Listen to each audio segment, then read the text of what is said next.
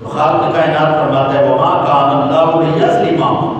اور اللہ تعالیٰ کا یہ طریقہ نہیں ہے کہ وہ ان پر ظلم کرے،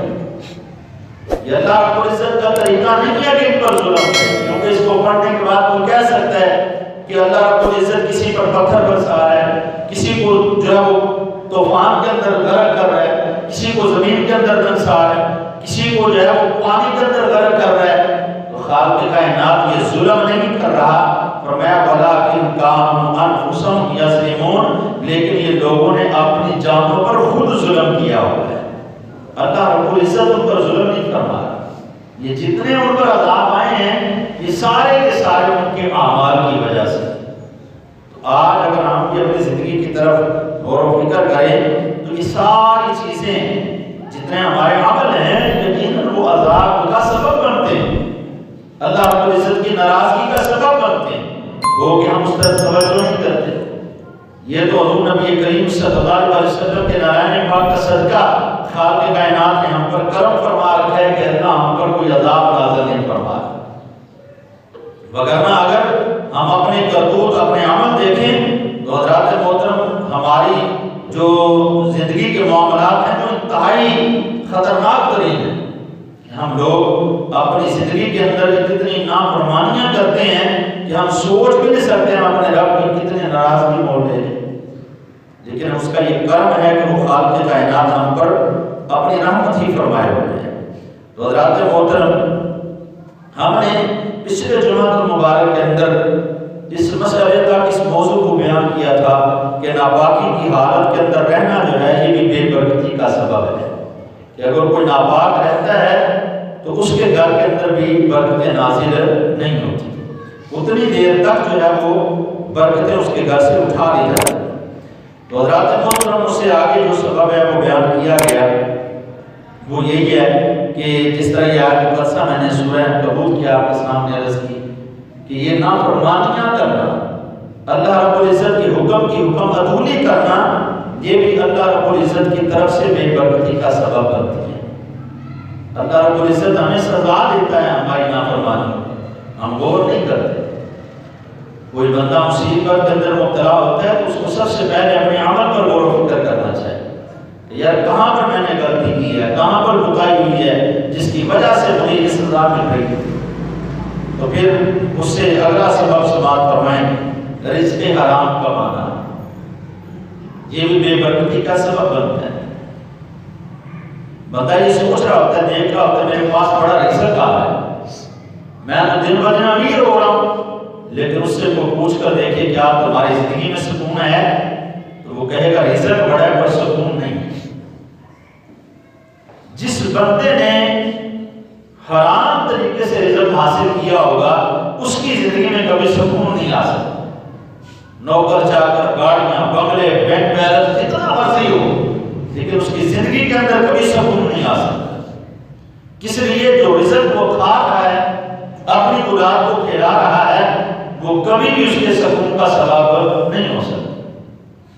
یہ ہماری غلط فہمی، ہم کہتے ہیں کوئی فلانے نے تو غلط رستہ اختیار کیا سی، وہ تو بڑا امیر ہو گیا، وہ تو بڑی دولت آ گئی،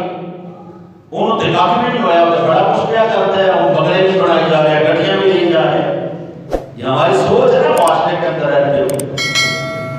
کہ اگر کبھی مولوی صاحب کہتے ہیں کہ بھائی حرام نہیں کھانا، اپنے اولاد نہیں کمانا، مادر مولوی صاحب چھٹے ہوئے بغیر گزارا کتنے ہوتا ہے۔ جن دیر تک جھوٹ نہ بولی، حرام نہ کمائیے، کام نہیں چلتا، کار کا نظام نہیں چلتا۔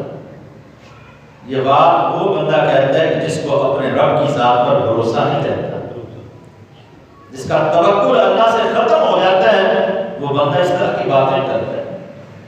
جو اپنے رب کو رب مانتا ہے، حقیقت کے اندر اپنا خالق اپنا رازق مانتا ہے، وہ بندہ کبھی یہ بات نہیں کہے گا کہ حالات میں گزارا نہیں ہوتا۔ ہم ظاہری طور پر اس بندے کو دیکھ رہے ہیں، اس کے پاس دولت بڑی ہے، حلال مال جو ہے وہ تھوڑا ہوتا ہے، لیکن اللہ رب العزت اس کے اندر بھی برکتیں عطا فرما دیتا ہے۔ حرام جتنا مرضی ہوتا ہے، بندے کے پاس بڑا بڑا بینک بیلنس موجود ہوتا ہے، آپ بھی معاشرے کے اندر رہتے ہیں، آپ بھی دیکھتے ہیں ان لوگوں کی زندگی کے اندر سکون نہیں ہوتا،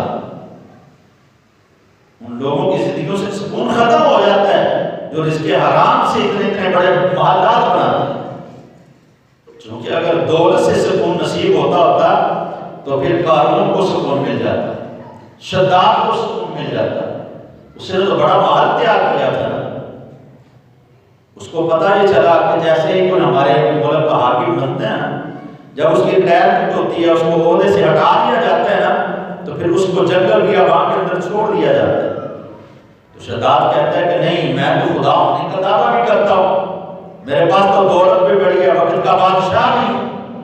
ہمارے حکمرانوں کی طرح اس نے بھی مال اکٹھا کیا، سائڈ پہ لگایا، جنگل کے اندر ہی مال بنانا شروع کر دیا۔ جیسے آج ہمارے حکمران کر رہے ہیں نا، تو قوم کا خون نچوڑ کر اپنے مالدار تیار کر رہے ہیں، ان سے بھی کبھی پوچھ کر دیکھو کیا کبھی رات کو سکون کی نیند آئی ہے؟ یقیناً سونے کے لیے گولیاں کھاتے ہیں، کوئی نہ کوئی دوائی ضرور لیتے ہوں گے۔ ایک غریب آدمی جن کا خون چوسا جاتا ہے، وہ سارا دن محنت اور مشقت کرتا ہے، لیکن جب بستر پر قبر لگتی ہے، خالق کائنات سکون کی نیند عطا فرما دیتا ہے۔ کس لیے؟ اس نے سارا دن محنت کی ہے، مزدوری کی ہے، رزق حلال کمایا ہے۔ اس نے تھوڑا ضرور کمایا، لیکن اللہ نے اس کے اندر برکت رکھی کہ جیسے ہی چارپائی پر لیٹتا ہے، اللہ تعالیٰ سکون نازل فرما دیتا ہے، اور جب صبح اٹھتا ہے تو پھر تو تازہ ہوتا ہے۔ کس لیے؟ جس کے خون کے اندر حرام کا رزق گردش نہیں کرتا، حرام کے رزق کی طاقت نہیں دوڑ رہے، بلکہ جب بھی یہ کھاتا ہے تو حلال کھاتا ہے۔ شداد نے محل خیال کر لیا کہ اپنی بادشاہی کے دوران ہی میں سارا پروسیس مکمل کر لیتا ہوں، جیسے مجھے مستعفی کر دیا جائے گا، مجھے اس عہدے سے ہٹا دیا جائے گا، تو میں اس جنگل کے اندر جاؤں گا، تو میرے لیے پہلے سے محل تیار ہوگا، تو میں اپنے جنگل کے اندر جا کر وہاں پر محل کے اندر رہوں گا، مجھے ویرانے کے اندر تو نہیں رہنا پڑے گا۔ لیکن اللہ رب العزت نے کائنات والوں کو سبق سکھانا چاہا، تو پھر کیا کیا؟ یہی شداد جو خدائی دعویٰ بھی کرتا ہے، اپنے حکومت پر مان بھی کرتا ہے، فخر بھی بڑا ہے، ناز بھی بڑا ہے، میرے پاس دولت بہت زیادہ ہے، میرے پاس پیسہ بہت زیادہ ہے، میرے پاس نوکر چاکر ہیں، مالدار ہیں۔ جیسے ہی یہ اپنے محل کے اندر داخل ہونے لگا،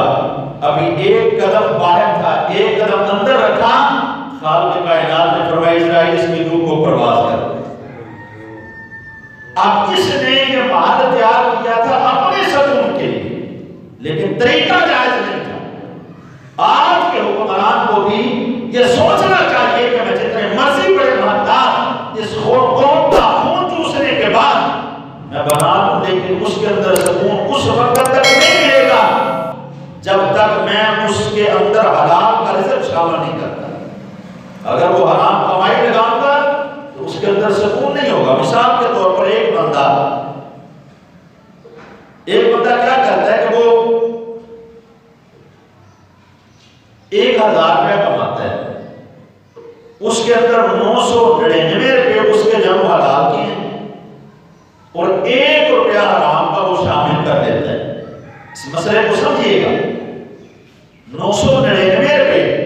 99 روپے کو اس کے اندر شامل کر رہے ہیں، کتنے؟ 999 روپے کو اس کے اندر شامل کر رہے ہیں، حلال کی 1 روپیہ حرام کا شامل کر رہے ہیں۔ اللہ رب العزت اس کے پورے 1000 کی برکت کو ختم فرما دیتا ہے اس 1 روپے کی وجہ سے۔ تو جس بندے نے کمایا ہی حرام ہے، جس نے اکٹھا ہی حرام کیا ہے، وہ یہ کیسے سوچ سکتا ہے کہ مجھے اللہ رب العزت اس مال سے برکت عطا کرے گا، اس مال سے سکون عطا کرے گا؟ تو حضرات محترم، شداد کو بھی خالق کائنات نے گرفت میں لیا اور وہیں پر اس کو موت آئی، اس کو محل کے اندر رہنا تو دور کی بات ہے، قدم رکھنا بھی نصیب نہیں ہوا، ایک لمحہ گزارنا بھی نصیب نہیں ہوا۔ تو آج اگر ہم حرام کی تمیز کو بھول جاتے ہیں تو ہمیں بھی یہ سوچنا چاہیے، اس پہ غور و فکر کرنا چاہیے کہ ہم کر کیا رہے ہیں۔ کیا یہ مال ہمارے پاس ہمیشہ رہے گا؟ کہیں ایسا تو نہیں ہے کہ یہی ہماری موت کا سبب بن جائے، کہیں ایسا تو نہیں ہے کہ یہی ہمارے مرنے کے بعد رزق حرام جو ہے وہ ہمارے لیے دوزخ میں جانے کا سبب بن جائے۔ اگر کچھ ایسا